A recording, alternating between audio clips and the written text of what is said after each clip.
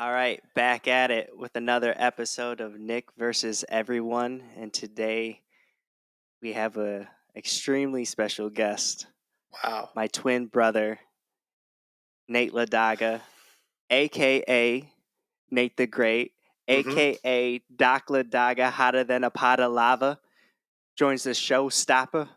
Mister, whatever you need, I gotcha. And the boy is so clean, she's gotta holla. What's good? I've never heard that intro. That's quite the intro. Thanks for a great intro. Thanks for having me. This is an exciting experience for us. We've never done this before. Yep. First of, I'm sure, many podcasts today. And yeah, we don't get to see each other as much as we want to, obviously, with you being in Michigan, Mm-hmm. uh, me being in California, you being in Michigan. So just to see you is always good. Yeah, and we talk on the phone quite frequently, but seeing each other in this space is already something special. Yeah, 100%. And life's good. Life's great. I can't complain right now. We're finally like in a groove with work, with being a homeowner, with being a parent, with being a husband. Like things are just every month, every week, things just keep improving, which is a really great feeling. And it almost is like, well, something bad has to happen soon. Like the other shoe has to drop soon, but everything is just getting better. So yeah, I can't complain. Figuring it out, huh? Oh yeah, figuring it all out, and exciting times, and times moving pretty quick.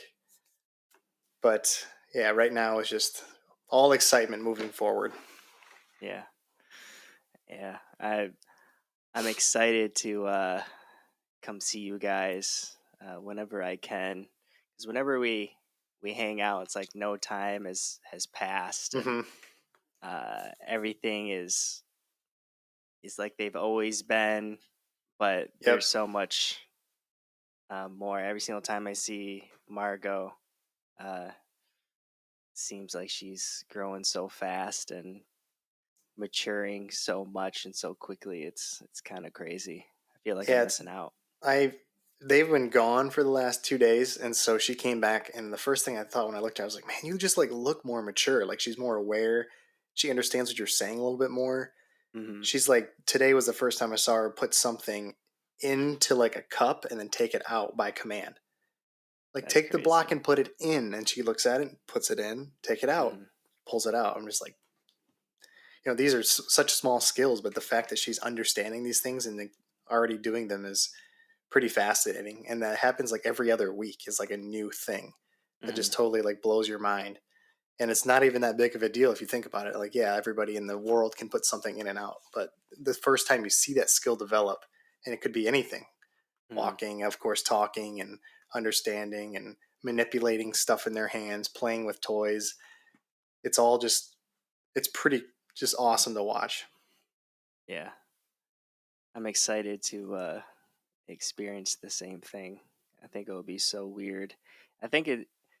You're also like your expectations of what someone at that age is like so low that when they actually Hmm. like do something that you're not expecting, you're like, dang, no way, Hmm. that's crazy. Yeah, totally. Yeah, how's Michigan? Is it still cold there? Still going crazy? Yeah, and we only had like one big snowfall right before Christmas, and it really hasn't snowed since. There's a little bit of like light snow in the last day or two, but it's actually not been too cold. It hasn't been too snowy. It's been fairly manageable. And being on the west side of the state, you get a ton more snow than what I'm used to when we grew up on more the east side, the Flint area. But yeah, this west side, Grand Rapids, that lake effect snow, Ludington is now even closer. It's just a whole different world, I feel like, but still very manageable now. I like Ludington a lot. Hmm. I don't know, there's so much open space and I see so much potential. Hmm. Grand Rapids is awesome, obviously, um, but we'll have to do a Gus Macker I up there. invited you this summer because yeah, it's they just started it up after the pandemic. They stopped it for a couple of years. They did it first time last year, and then of course they have it planned for every June. The problem is that it's the day where all these people think that they can still play ball and they're like Yeah. old and their bodies aren't the same, but in their mind they think it is. Uh, And so in the ER, that day is classic for like, we don't see Achilles ruptures at all the entire year until like that day. There's like three of them. Just like yeah. people going too hard. And people take it extremely serious. Like it Hmm. gets there's basically no refs. Hmm. You call your own fouls essentially. So like people get super competitive and Hmm. there's not a lot of mature people there. So Yeah. that play and they get so into it and there's like almost fights and gets too physical and then people get pushed and a bunch of stuff. Me and Thomas played in that tournament one year. Yeah. I remember Yeah. that in Ludington. Yeah. And it was Yeah, and just like you two versus three, like your other player didn't show up or something. Thomas messed up. So one of his buddies was supposed to play and he couldn't make it last second and he brought another friend and was like, "Hey, this guy's going to sub." And they're like, "No, you can't do that. They're not registered," It and all that good sucks. stuff. So it was just me and him being a college level player and I was probably a level college player at the time. He was like, "Let's just go in like the college/slash semi Yeah, pro like league." the A League. That No, division, yeah, stupid. with two people. And the people that we grew up with played in that Gus Macker as well, and um they played in the lower division, which was like more like high school, like Yeah, yeah. what we should have been in. And Just like we semi-professional. now I will say we did make a couple games extremely interesting Hmm. because Thomas just like put the whole team on the back and no one could stop him. Hmm. And he was just like grabbing rebounds over people and like I'm a shooter, but it was like outside and windy, and so like I wasn't Yeah. tall nor athletic or physical, so I was basically useless. And but we You can did play make D it. though. Yeah, I could You can play play D though. defense. So like it was make it take it. I think was it make it take it. It might have been. I forget what the rules were, but we were up like at one point, like almost winning. And we ended up losing, but it was like super close, and everybody was just like, "No way! Like this is crazy." And you guys, like, I don't know Thomas's height, but he's not that much over 6 foot if he even is. Yeah, But then yeah. you're clearly not. And so like I'm thinking of these three other players that are probably semi-professional or college level, and they're probably over 6 foot, probably jumping up as Oh, high as you can imagine, and yeah. athletic as all get out. Well, Thomas was in the dunk competition for the whole entire thing, and so he obviously is like a super athlete. Yeah. So he was able to just like jump over people for rebounds, and he's strong as well. So it's just like, go ahead, Thomas. Good luck, man. Yeah, so we'll see. We actually get into that Gus Macker now that we're in our 30s. Yeah, I know. If I can, my knees will allow it. We'll see what happens. But let's get into what we wanted to talk about. Um, Talking to you, you listened to the first couple episodes of the podcast, and Hmm. you brought up a good question. Um, and basically, why should people listen to me? Hmm. Why do I think that I would be a good podcaster? What credibility do I have? Hmm. And I was like, hmm, good question. That's Either always the I'm, question with really anything right now. Is like why are you motivated to do something, and why does it matter to everybody else that you're doing it? mhm, And so those two things already garner interest from others, because if they see you, they see your inspiration, they see your motivation, that's great. But then the other flip side is there's so much saturation out there in social media and podcasts and video creation. Like, why is it that you buy my attention today versus these other people? mhm, And that's just a battle that everybody faces when they try to do something like this. So when I posed that question to you, I said, "Yeah, I can see your motivation. That first episode was great. Like, this is why you're doing it. I get that. mhm, What I wish you would have done, and I'm glad we're doing it now, is carry it on to why. Why you? Why does it matter? Why should you listen to Nick? Yeah. And I thought it would be a great idea to have you on because you have been with me, Yeah.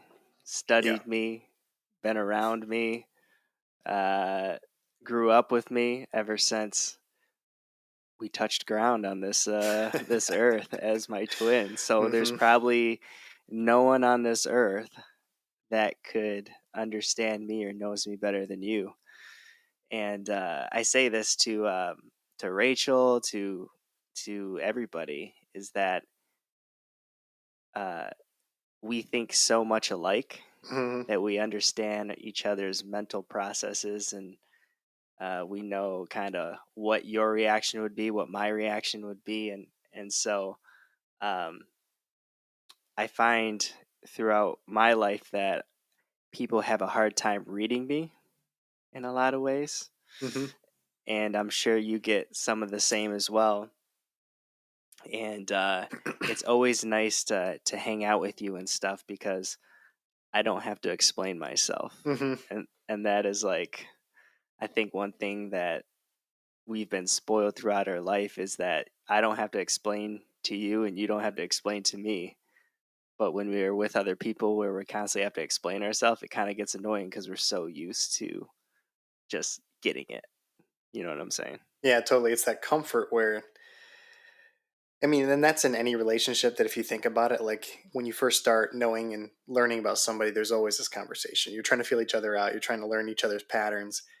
And then the more that time goes on, you feel comfortable in that silence with each other because you understand you don't have to react. You can already read the other person. Now multiply that by 31 years where literally every life experience we shared together. Mm, There's not really a moment until when we were like college level and more early adulthood that we started branching out and doing our own things separately. But up until, age 18, 19, we were literally there together everywhere, every moment, every experience. And we both were able to perceive each other's reactions to those. And so we just in our minds are just like kind of calibrating how we how we see each other and how we know the other person's going to yeah. react. Every present that we ever Hmm. opened was back to back because it was the same exact thing. Yeah, yep. That's we have to open at the same time. You can't give spoilers. We both have to act at the same amount of like surprise and happiness, and it's just that's the routine. Yeah, it's super, super rare. Uh, but what I also is crazy is like we're so similar and we have a lot of the same mental habits, but we are also very different Hmm. in a lot of different ways, and it's super cool, and it's also like I'll do something and be like you just remind me of Nate. I'm like yeah, probably that's yeah, that makes sense. Yeah, it's amazing that you can have somebody who shares a lot of the same genetics, a lot of the same upbringing, and those experiences. And a large chunk of us, like you already said, are very similar. But there are times that, and of course, you can kind of already see based on our life choices and our direction in life, is like that's the branch point that really shows how different we are.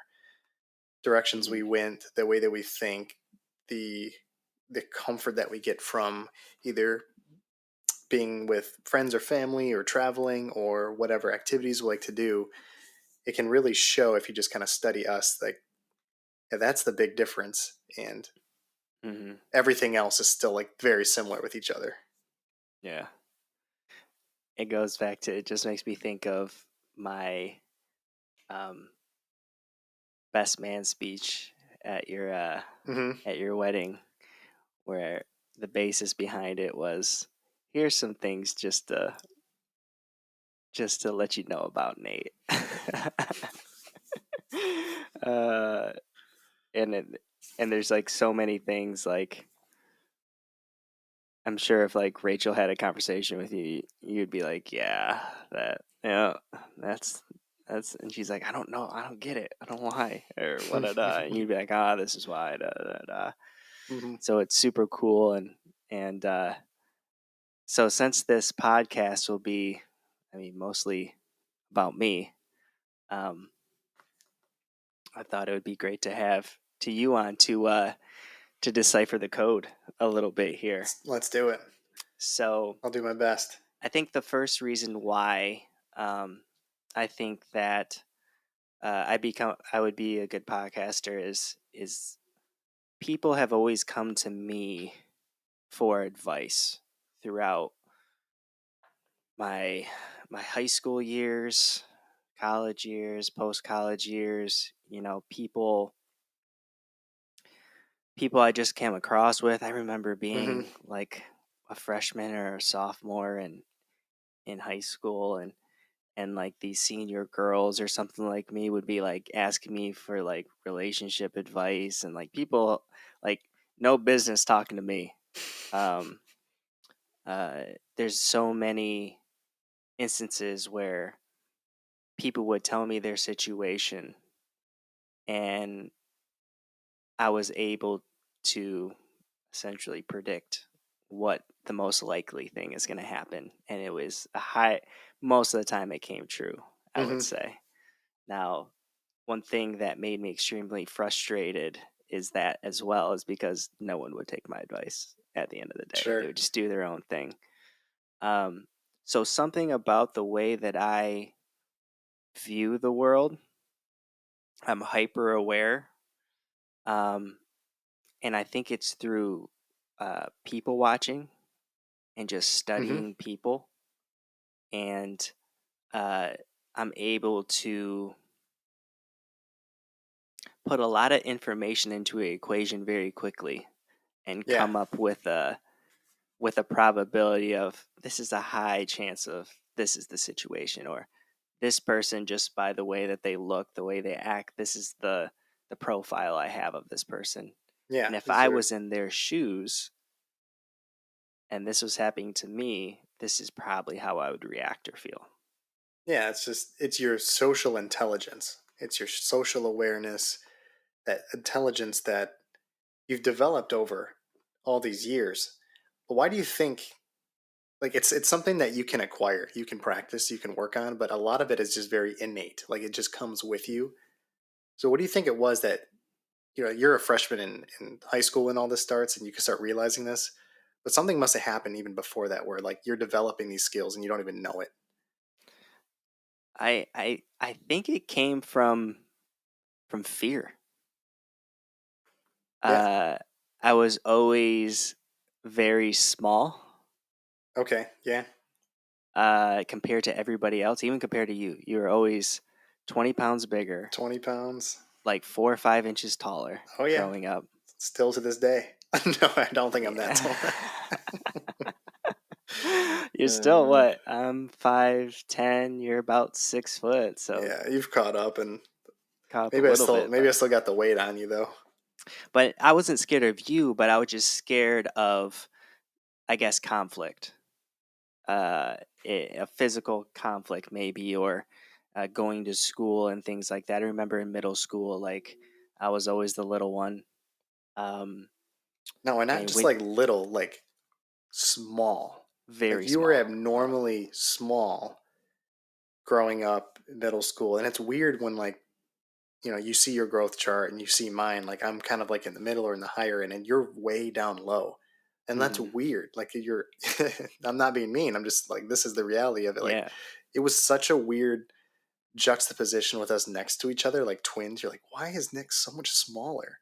Hmm. And like we didn't really grow until we were matured, puberty, all that stuff, till pretty late, ninth, 10th grade, something along those lines, where we both filled out. We both grew a little bit more. But even in high school, I was small, but you were like freakishly small.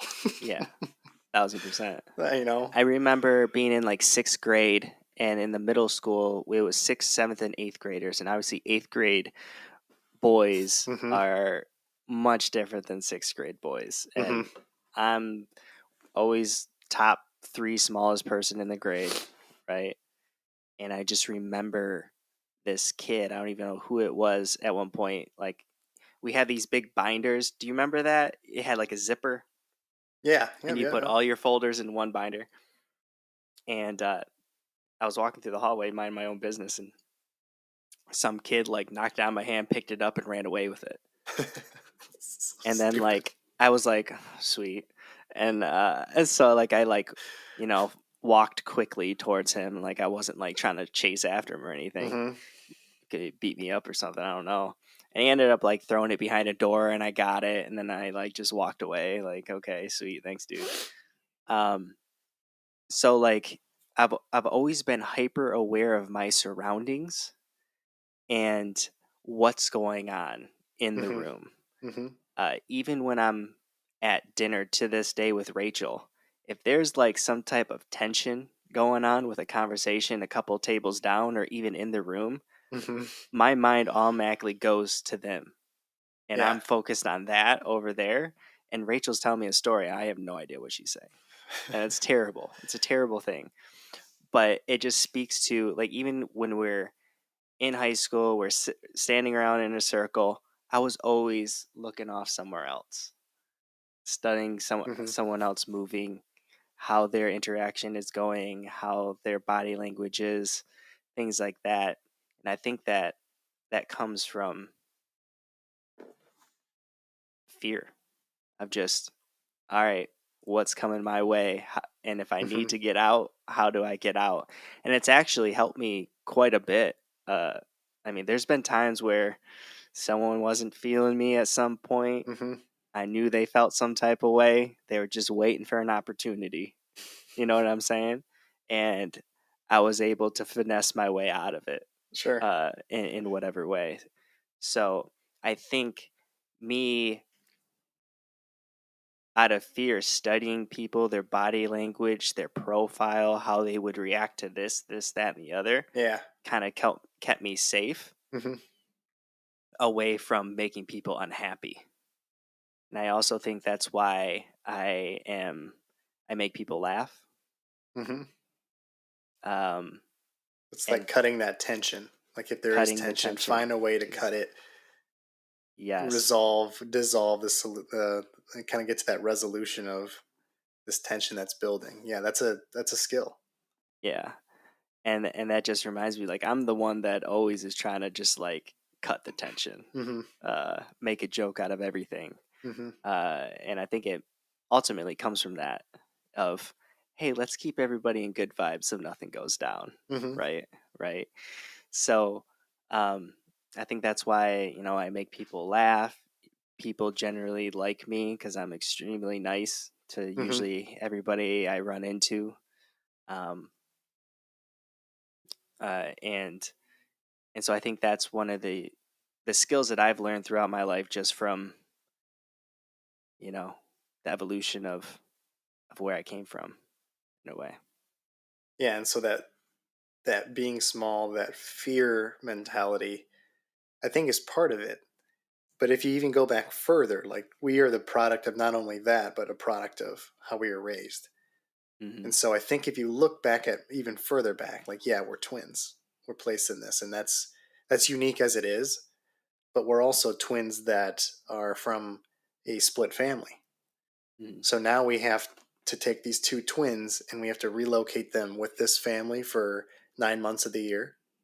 Yeah, And then we have to adjust and we have to learn the new social interactions to not, I don't want to say survive like it was that big of a deal, but to blend in and to have a positive experience in these 3 months with the other family because both were very different. extremely different. You know what I mean? And so Yeah. you have one family here, we have two older step siblings. That's a Hmm. different dynamic. And then you move on to the other family, and now we have two younger half sisters. Hmm. Completely different dynamic. And Yeah. so, us being able to adjust back and forth like that, of course, is going to develop these skills. And I think that moving forward, then you take on that fear factor, that being small, and it's just molding you into this kind of person with a unique perspective and unique skill set for social interactions and intelligence. And I think both of us have the ability, are both are like, I like to say, like chameleons. Yeah, Like yeah. we can go into any situation and fit in, find a Mm-hmm. way to fit in. Mm-hmm. And that goes down back to the profile. Okay, what language are you speaking so I can speak to you about, like when Mm-hmm. you talk to an older guy. yes, sir. Mm-hmm. How you doing, sir? You doing? If it's Mm-hmm. someone our age, what's up, man? How's it Mm-hmm. going? If it's whatever it may be, I it's not that I'm not myself at all, but I'm speaking your language so you can understand me Mm-hmm. and you'll be receptive to me and Yeah. like me or have a better probability of you liking me. You're breaking their guard. Yeah. When you first meet somebody, I think it's a natural thing of just to kind of be like on guard a little bit. Yeah. And then if you approach somebody with, well, I think they're going to react like kindly or softly to this, and then their guard just loosens, and then now you can have more of an open, easier conversation, easier interaction. Right.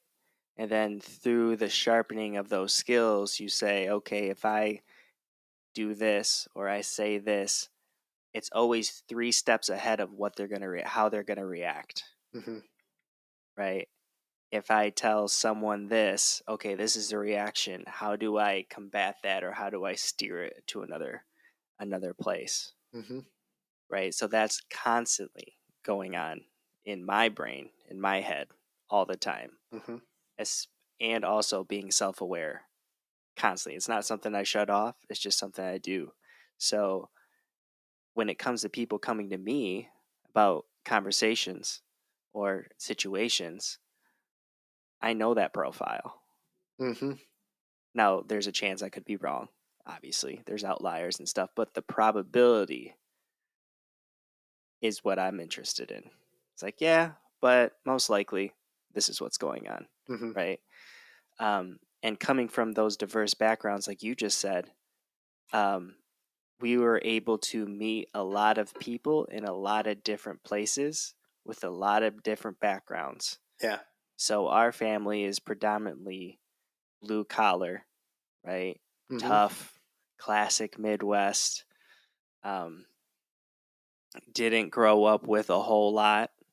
Yeah. Um, Pretty. I mean, middle class, but nothing fancy.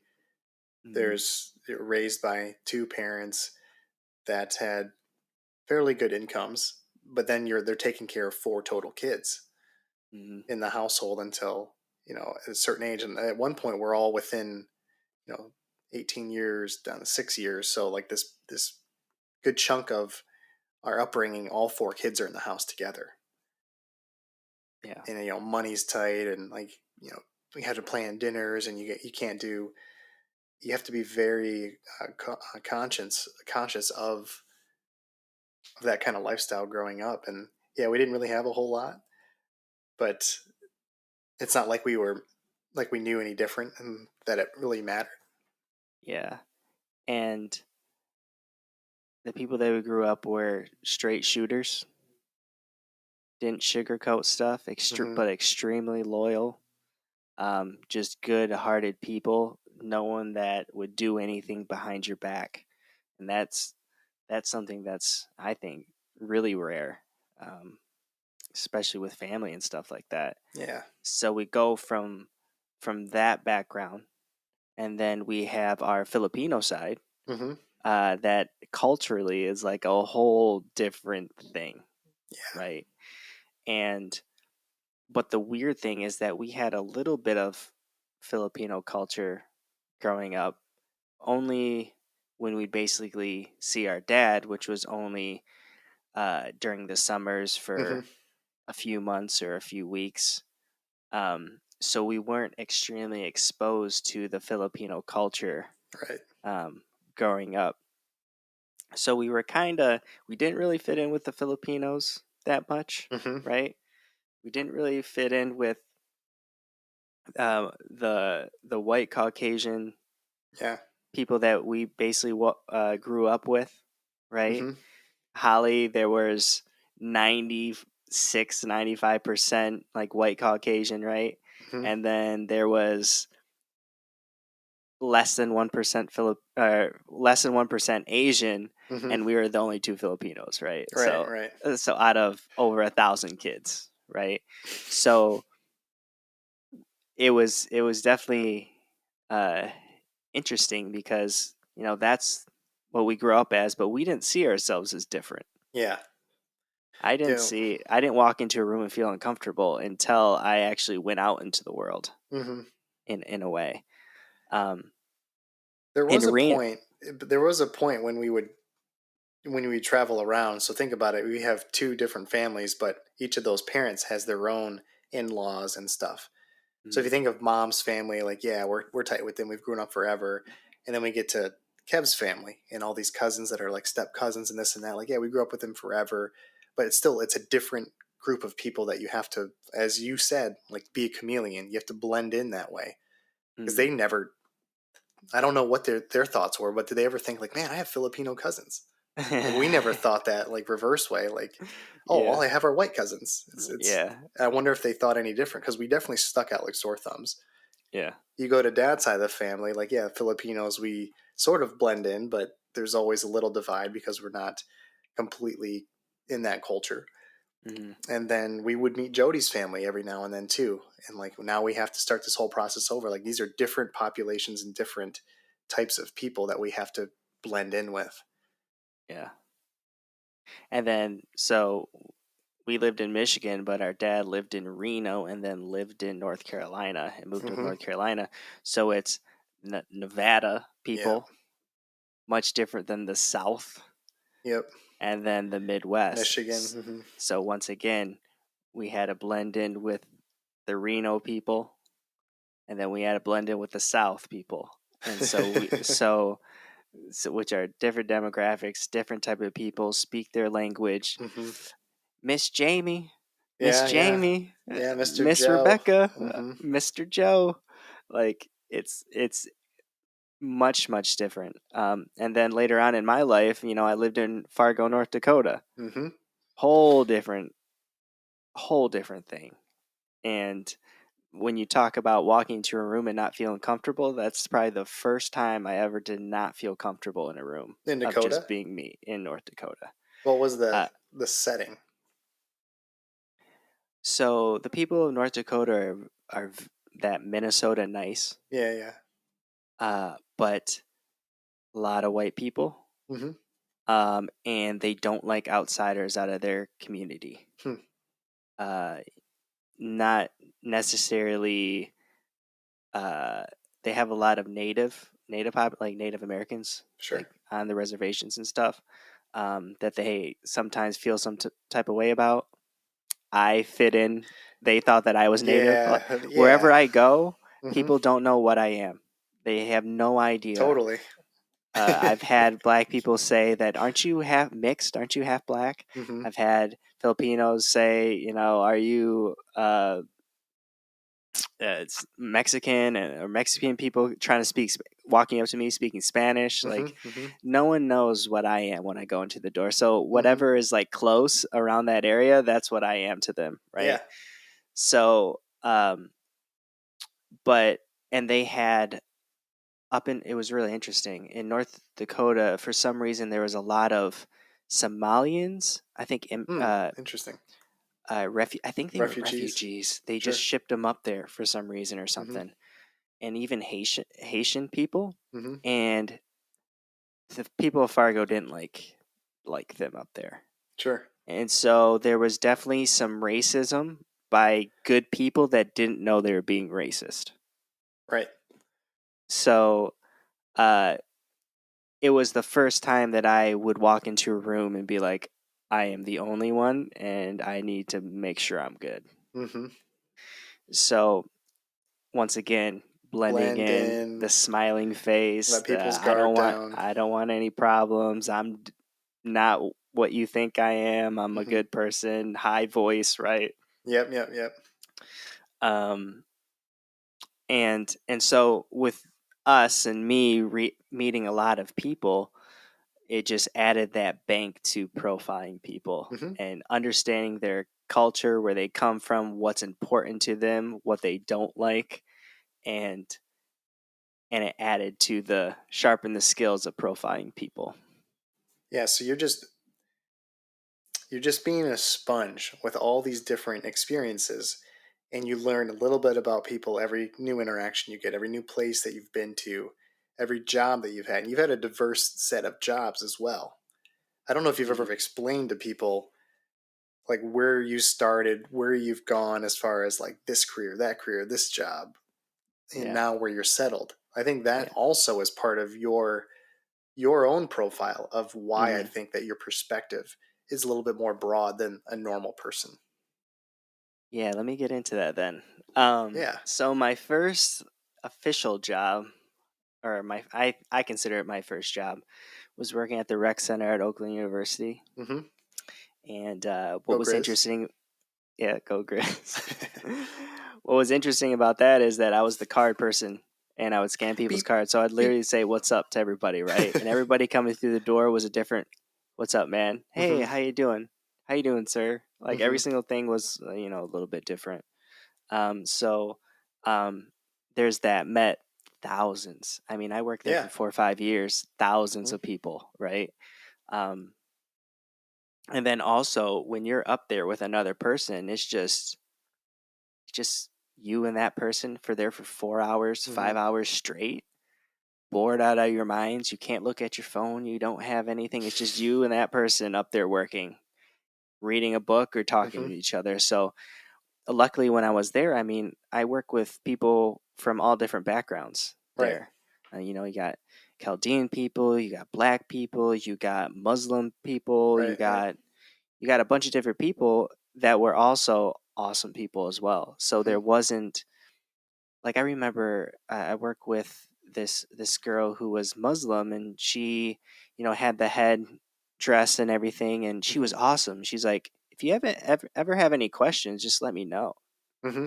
And so one day we had a deep conversation about, I was able to ask her questions and she was super receptive to it. So I was able to learn more about her and the people Mm-hmm. she grew up with. So That's um, beautiful. That's the way you would hope that all these interactions are, where people of yeah. different places can sit down and just have that conversation that needs to be had to just educate each other. Right. That's So this that's was like perfect. 2011, 2012, like 9/11, like Mm-hmm. stuff was still like there, and Yeah. obviously the Muslim community was new to everybody in a lot of ways. Like we didn't know anything like from where we're from, so Mm-hmm. I was able to ask her stupid questions probably that Right. she was super receptive to and just wanted and she was one of the nicest people I've ever met, one of the best people I ever met to this day. Mm-hmm. She'll reach out and say, "I hope all is well," stuff like that. Um, so we had that job where I was able Mm-hmm. to sharpen the sword, and then during the weekends, right, we worked for a marketing company where we would uh, event marketing. Mm-hmm. So we would set up booths at sporting events and try to cold talk to people and try to just market whatever we were there to market. That really And it was the was, best job. yeah, I look it was back on all, that, I'm like, that was the best job I ever had. you just get a couple talking points and you Yeah. just be a friendly person, smile, and hey, man, Do you want you, AT&T television? Like I remember that was when we always had to like yeah, pitch in things. cell phones, whatever it was, like you just had to try to interact with as many people as possible in these sporting events, Red Wings games, Tigers games. Yo, or Black Friday at the mall. You and I don't know anything Oh, about vehicles, cars, trucks. And we had a 12-hour shift at Black Friday standing in front of this big Ram truck and we had to like get people in, get people interested. Like, excited. tell me about the truck. Give I'll us do your my best. personal information, give your phone number, Yeah. email. No one wants to give us that Enter stuff, the right? raffle. Uh-huh. Enter the raffle to win a truck or whatever. Mhm. So thousands and thousands of people through that, right? Mhm. Uh, and which was great during college because it was like 25 an hour. Yeah, that's why I said it was like the best job ever. Yeah, 12-hour shift, $25 an hour. Like, Shh. come on, son. It was great, right? It was great. But then it took sacrifices because your weekends are gone when all your college Yeah, friends are doing the college thing and you're yeah, flown to a different state for a couple hours or for, I'm sorry, a couple days. And then you get back and you feel like you missed a whole lot as far as what the typical college experience would offer. You're now doing something very different. yeah, 1000%. And And then we eventually graduated to traveling for this marketing. Right. So we helped promote Susan G. Komen races, right, for Hmm. Ford, Warriors in um, pink. Warriors in Pink. Uh, we would travel to different cities every single weekend for like 8 to 10, 12 weeks straight.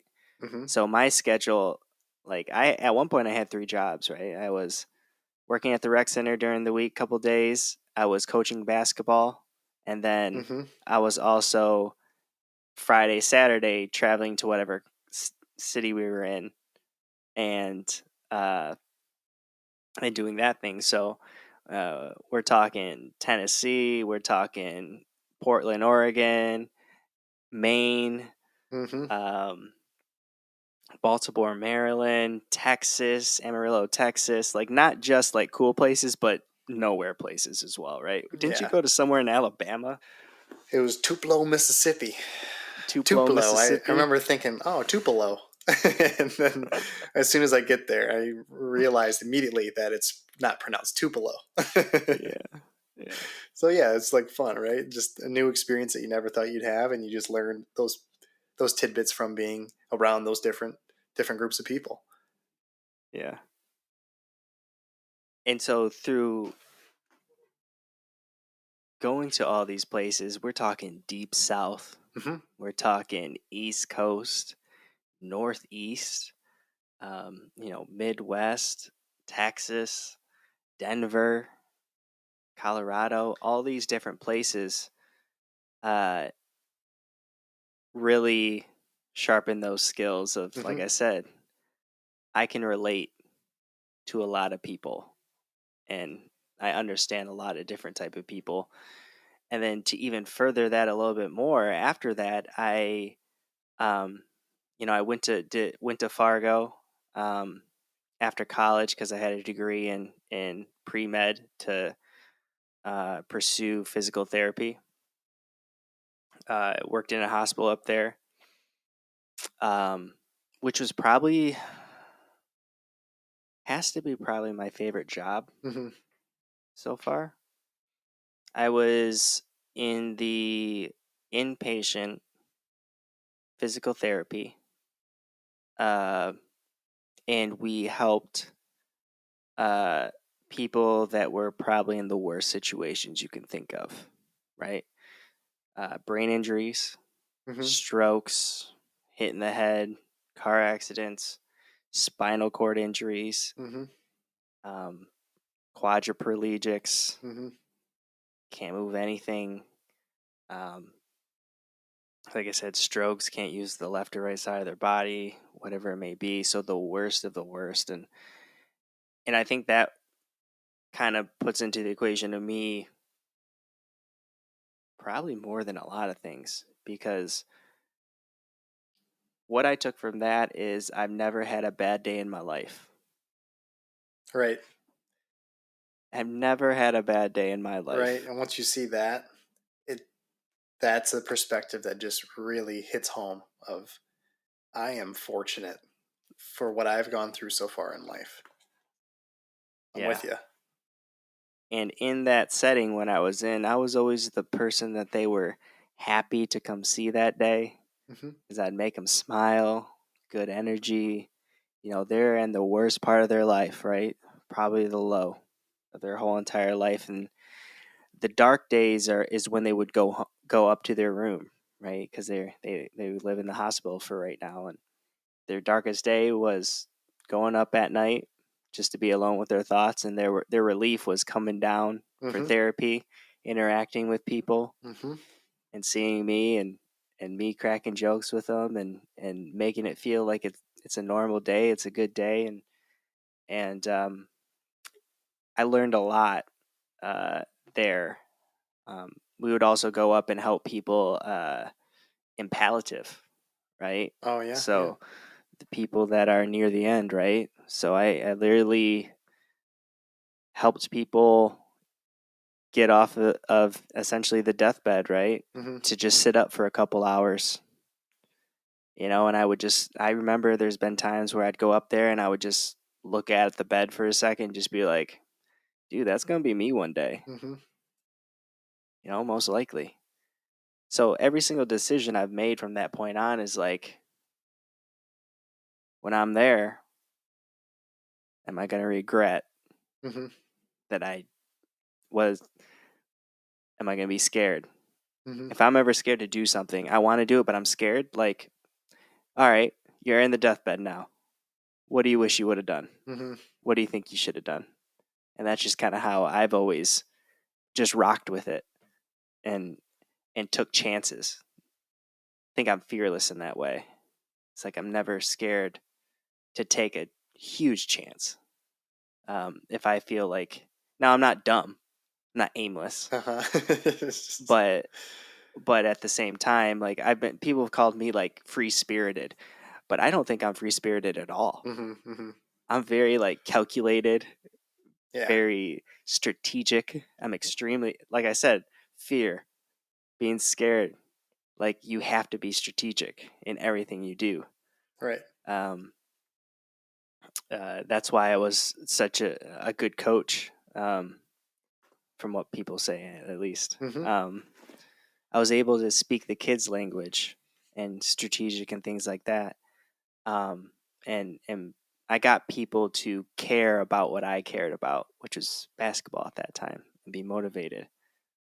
Um, and then after that marketing, after going up to Fargo, I decided to get back in. Actually, was it before Fargo? Yeah, before Fargo, I went. I still was doing the marketing thing where it was a travel gig for like 3, 4, 5 months straight. Yeah, you were on tour. I was on a tour You're in a for like tour six group driving months. city to city every other day, setting up the same thing with that same group of people for Yeah, weeks, if months on end, and then went meeting from like new people at different cities and different states. Atlanta, Miami, the swamps, Hmm. the mountains of West Virginia, Texas, Dallas, San Antonio, basically any major city you could think of, I was probably there, and then a lot of small places that you've never been to and never heard Hmm. of. Hmm.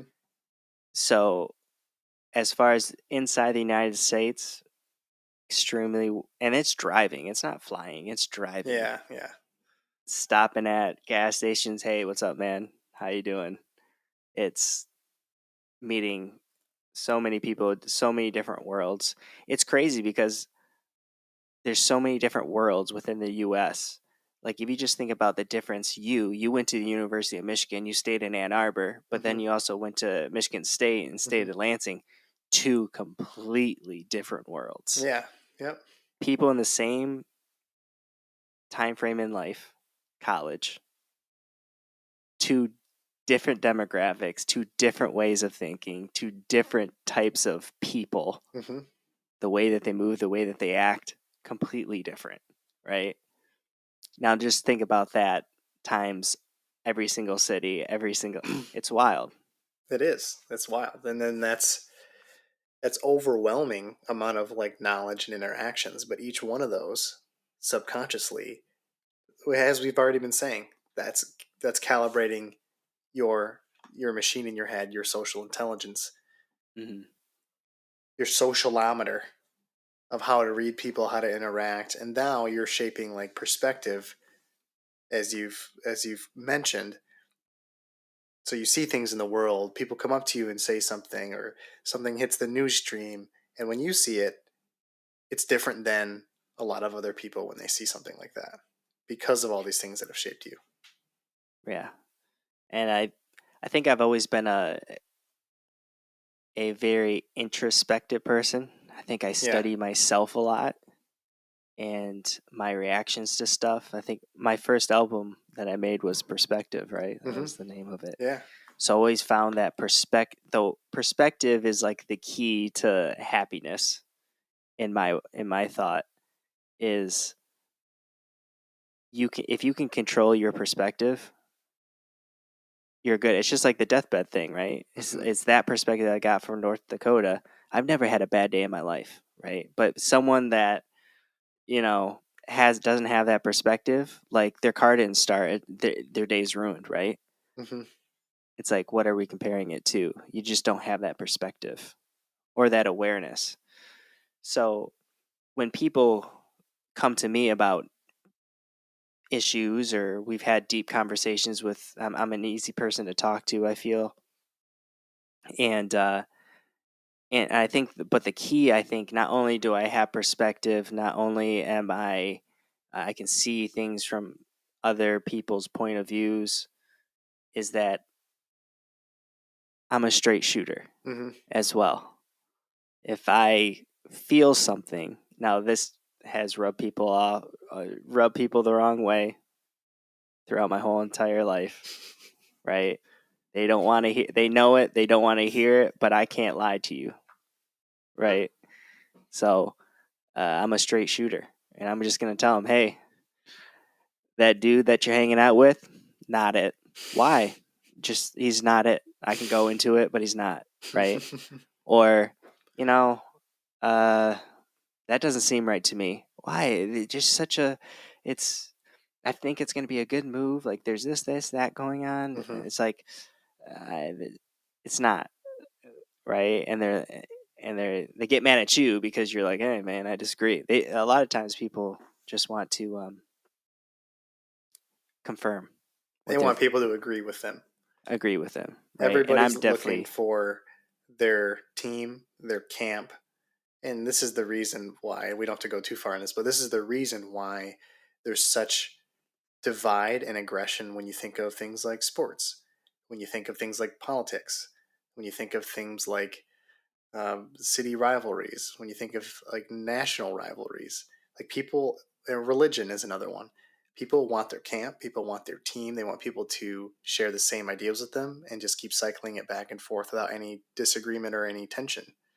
Mm. The moment you get someone that calls them out on that, of course, it's going to lead to, I don't like this person anymore.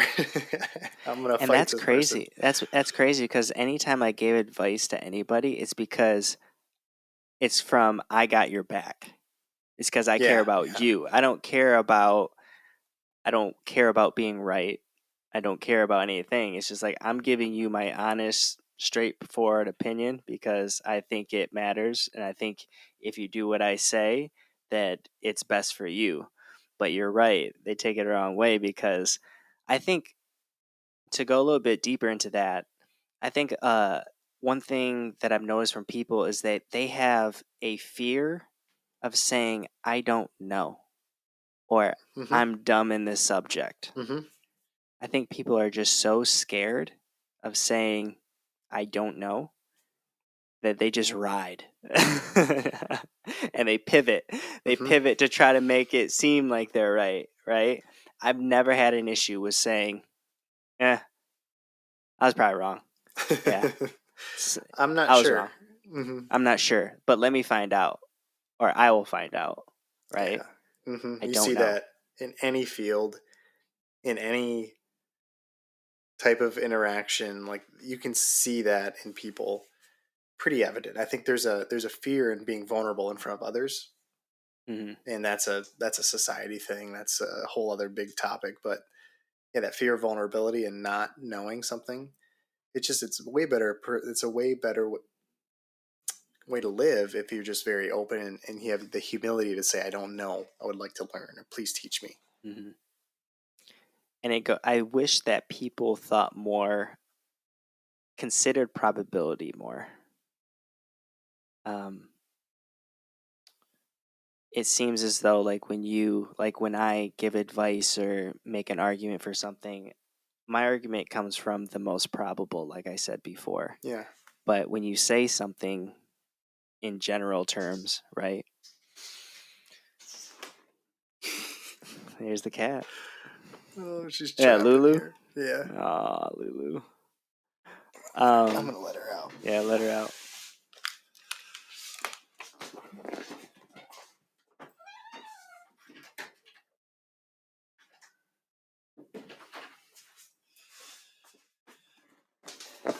Yeah. It's getting late. Sorry to mess up the It's vibe. it's all good. Um, what was I saying? Percentage. Yeah. Hmm. I wish that people thought more of percentages. Like I'll say something in general. There's two things I want to say here. I'll say something in general, which is the most probable thing of happening, but people will bring the 1% and think it's the majority, like the most probable thing to Yeah, happen. it's catastrophizing. Right. It's like, yeah, but this could happen. Well, duh. I already considered that, right? Hmm. It's like I already considered that. I already went through my equation. I understand that is a possibility, but probably not, right? But the second piece of that I want to say is when you make a general term or speak in generality, people's insecurities really show Mm. because they always bring it back to think that you're talking about them, Sure. right? And it's almost like you have to not hurt people's feelings when you're just speaking out loud of ideas freely, and you talk about the most probable. People say general in general Hmm. means most probable, right? They're always just like they get defensive, Hmm. and that's a really hard thing to navigate. Which goes back to me being a straight shooter, right? I'm not necessarily scared of hurting people's feelings, but at least when you listen to me and you listen to this podcast, you're gonna get my honest opinion Hmm. or my honest talk. Yeah. It's not manipulative. It's not it's not fake. It's me and it's what I think. So I think in a world right now where, especially on social media, that things aren't necessarily real and people are manipulative in the way that they post content and things like that.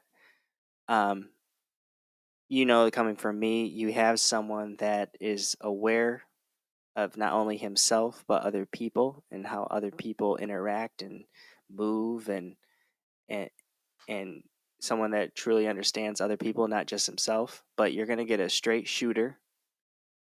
You're gonna get an authentic person, and you're gonna get someone that truly cares about others um, and their well-being. And I don't want every single episode to be deep, serious, and all that good things. I want Hmm. it to be fun. I want to crack jokes. I want to be stupid. I want to be fun. But I think that there'll be episodes for everybody. Every episode won't be for everybody, but Hmm. I think that there will be episodes that people will enjoy for sure. I think that's a great way to answer the question of why listen to you. Yeah. Yeah, man. So we're at the hour mark. I think that we discussed more than we probably wanted to, which is awesome. And thanks for posing the question because that streamed a lot of creative thought on my end, and this is one of many podcasts that we're gonna do, and I'm excited to start this journey and have you on as a regular. Yeah, I'm looking forward to it. I'm glad that you're receptive to the feedback and you took it to heart and you wanted to make that a focal point of today's conversation. So I'll be excited to see what you got in store, and of course, I'll be excited to be back whenever you need me. And that's the one thing also that people should know about me and you, that we have a pact to be completely honest with each other and not sugarcoat either if it's going to hurt our feelings. So when you give me feedback, and I think that's the one thing that's me and you are very similar at, is we're very receptive to criticism Hmm. and ideas and open-minded. We're open-minded about anything. We'll consider everything anybody says because we know. I think as intelligent thing to think of is like, who said it? Still I learn. Uh, I think it was like Da Vinci or something. Like Okay. we're like, yeah, we probably think we know some stuff, but we could be wrong. We're open to our minds being changed, right? You Oh just yeah. got to present the point, and you came to me with some constructive criticism, an idea, and I was just like, yeah, good point. Let's talk about it. Shout So out I to think that Coach was awesome. Lance. Anything can change given new information. Yes, Just sir. another life lesson learned. Uh huh. And so before I let you go, I have one question for you. Sure. Give me your top three rappers and why? Since you are the best rapper that I know. You must not know very many rappers then. So this is great. So I have a couple different ways of answering this question. But if you just want to put me on the spot, I think a top three in some Here's order. it. Go Here's ahead. this. Who are the top three most impactful rappers to your life? It's not the Okay, best that you okay. think. Top three most impactful rappers and why? So the first one I ever listened to and I really felt, and I was like, man, this art is just so intriguing to me is Eminem. And that's not too surprising. Like a lot of people grew up with us. We were like in the early 90s growing up, and that's when he was big and famous and towards the late 90s. So we're like 8, 9 years old and now we're transitioning to he's like the top of the game. And so you think of like the way that he's able to manipulate the English language and is always pushing the boundaries. And even to today, he's like, it might not be the greatest music, but it's a pretty phenomenal talent that he has. And so that was the first thing that sparked my interest in hip hop. And then when you go throughout everything else, you think of, oh man, there's so many like these underground people I used to listen to. And then one of the people I always come back to is Kanye West. It's probably influential for me too. Now we're in 2023 and things with Kanye are much different than when I first really enjoyed his music and enjoyed his personality, enjoyed his thoughts. But when you first get into it and like, man, that 808s and Heartbreak album, that was just ahead of its time. And then My Beautiful Dark Twisted Fantasy was like that. I can spin that every day and not get sick of it. Like there's so much depth to it that I really appreciate. And so one of the other people that I put in that same category, like I can spin this album, I can listen to this person rap all day and just not get tired as Nas. So those are like top three right now that you just put me on the spot. So like Eminem and Kanye in that realm, and then Nas too. Like I was listening to his King's Disease 3 recently, and you can just like listen to that guy just like tell stories on stories and in a way that nobody else does, and his perspective and the fact that he's been doing this for decades and still is just a juggernaut at what he does and just so skillful is really entertaining for me to listen to and try to like soak some of that stuff in. So three different artists, take it or leave it. People can disagree or what, but as far as my life, like those three will come to my mind when I think of how I Yeah. view that type of art and that type of music. What I see those three people are people that totally changed the game when Hmm. they came out. They totally were their own person, their own style, uh, and created their own lane and was ahead of their time in a way. Whether they were controversial or whatever it was, they kind of just did their own thing, put their spin on it, and obviously are legends and will be Yeah. legends to Yep. the So end I of know time. when I would ever write something, I haven't written anything in a while, but those are the voices I hear in my head as far as like, man, I kind of want to emulate a little bit of that style. Yeah, I can't copy it completely, right? You can't bite somebody yeah. else's complete style and lyrics, but when I try to write something, that's the cadence I hear and that style that I want to try to be. And I think that that goes back to how you and me are very different because Yeah. you gravitated to that type of music, which I like it too, but I gravitated more towards like R&B singers Hmm. opposed to rappers. So it's just funny how, like I said, we're very similar, but uh, our interests, we're also individuals in that in our own right too. So, That's a great so question. Thanks for posing it. yes, sir. All right, man. Till next time. Thanks for joining the Nick vs. Everyone podcast, and you'll be on much more. Sounds good. A regular. Sounds good. Thanks for having me and best of luck moving forward. Yes, sir. Peace.